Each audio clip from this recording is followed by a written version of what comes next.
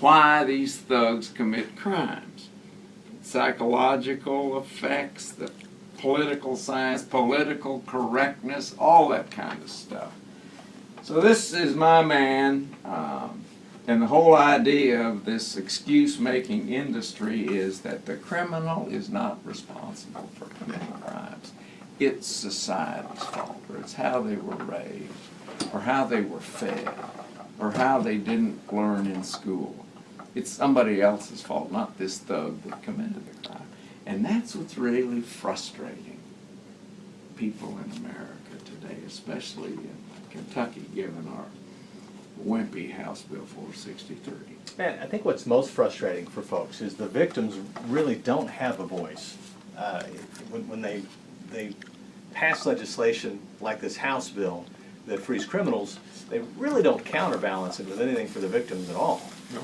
It's like they're totally ignored. And if you talk to victims, which you do, because you deal with victims, they really feel ignored. I mean, they were victimized first by the criminal, and as you said, oftentimes then the criminal justice system makes them feel victimized as well. And you know, there's always the balance of making sure that everyone gets a fair trial. We're not talking about that. We're talking about people who have been convicted of crimes, multiple crimes over and over again. And sometimes, in some of these cases, there are hundreds of victims involved here. But when it's all said and done, one issue that I think is that the system tends to look at just, they split the victims up. They look at an individual. They never look at the whole circumstance of how many people are impacted by these repeat offenders.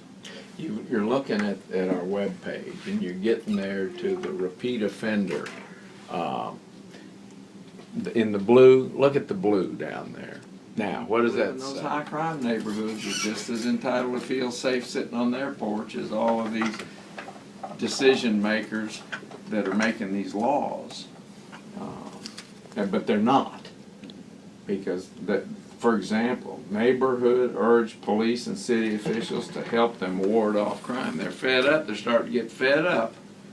And people better start listening, or they're going to be replaced in the legislature, because this is what happened before when we tried this BS scheme before in late 60s and early 70s, and it was a colossal failure, and people suffered a serious crimes. Well, you always make the point that the advocates for the criminal element, they generally don't live in the high crime neighborhoods. Nope.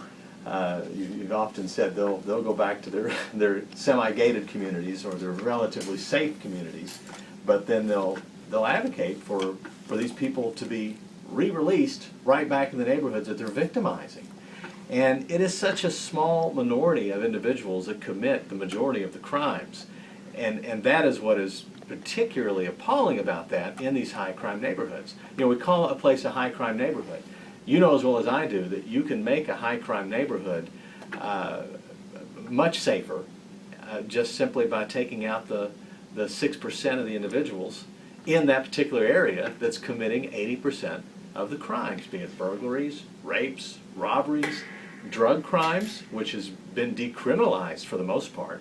I mean, when's the last time you saw anyone go to prison for a cocaine possession charge or a meth possession charge? It just doesn't happen anymore. I'm going to tell you, one of the big issues these days is that the anti-punishment gang has won the PR battle. They have convinced everyone that our jails and prisons are overcrowded. They've won that battle.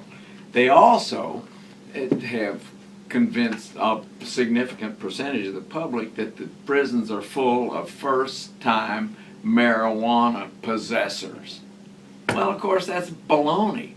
First-time offenders of almost anything don't go to prison. What happens to them? They are probated, meaning they're supervised in the community, which is the statutory language. It drives me crazy. Supervised in the community. Yeah. And this, you know, what this just doesn't apply to people that commit what I guess most people would consider to be the minor crimes.